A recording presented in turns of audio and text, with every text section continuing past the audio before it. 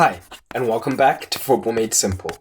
We're back again with an in-depth tactical review of the Champions League semi-final. It was the battle of two great teams and two great managers as Ten Hag and Pochettino faced off. The match ended 1-0 to Ajax thanks to a goal from Donny van de Beek. But what tactics did the managers use to achieve this? Let's find out. Just before then, please like, subscribe and share the video. And if you want a more detailed look at how Ajax built this squad, take a look at our mini doc on Ajax in the cards now.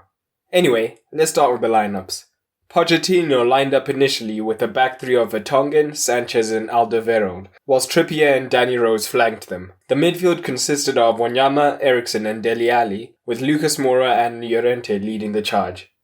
Ajax used their usual 4-3-3, 4-2-3-1 hybrid, with a back four of Veltman, De Ligt, Blind and Tagliafico, and a double pivot of Schöne and De Jong. Ziyech, Van de Beek and Neres were in behind Tadic. Now, we'll assess both teams based on tactical periodization. A video explaining all these terms is linked now.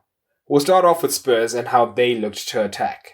Spurs initially started off with a back three, and occasionally tried to play it short when building up. The back three would spread wide across the pitch, attempting to give Ajax's forwards more ground to cover during the press. The fullbacks would push high with the midfielders giving passing options.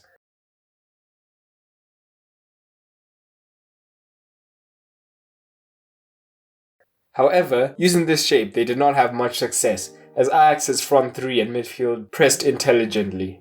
When the Spurs back three would build up wide, they would cut passing options to the wide centre-backs before closing in on the man on the ball.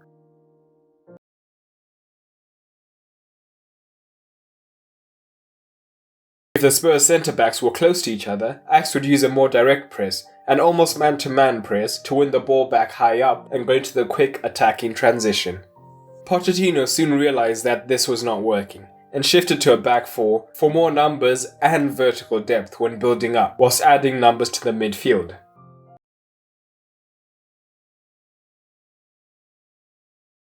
Initially Rose moved into midfield and soon Sissoko came on to take the position. This gave them more options and solidity in the build-up using a 4-4-2 diamond.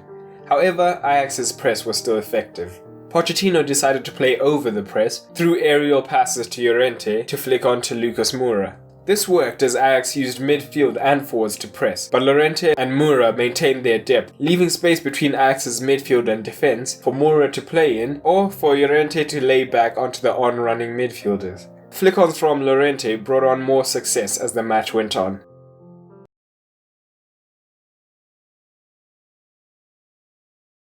Moving one of the centre-backs into midfield, it allowed them to overload one side of the pitch before using a quick switch to the opposite fullback for a cross. This was shown as Rose and Trippier found themselves in better positions as the match went on. Now let's see how Ajax attacked. They used a range of different tactics, so I'll cover just a couple. They always looked to build up using a back three with a double pivot ahead of them in order to create more diamonds. This back three could be made up of De Jong dropping central or to the left of defence with Schöne ahead of them, and Ziyech drifting in from right wing to create space for Veltman.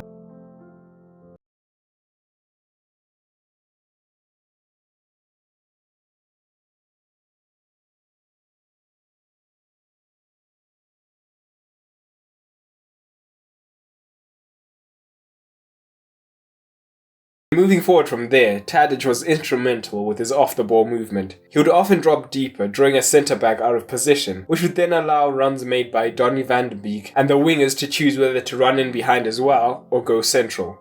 This is how their goal came about, as you can see the wingers going central.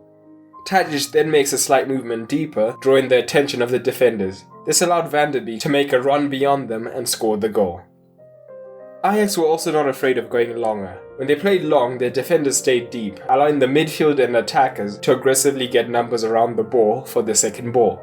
This was helped as their wingers tucked in with their midfielders, giving them higher chances of winning the second ball.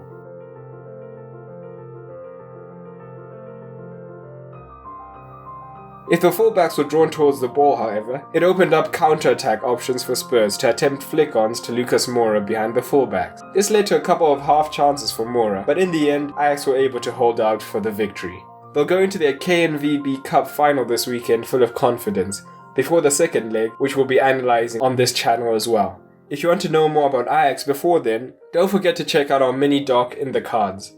We'll see you tomorrow for a review of Liverpool and Barcelona. And remember, keep it simple.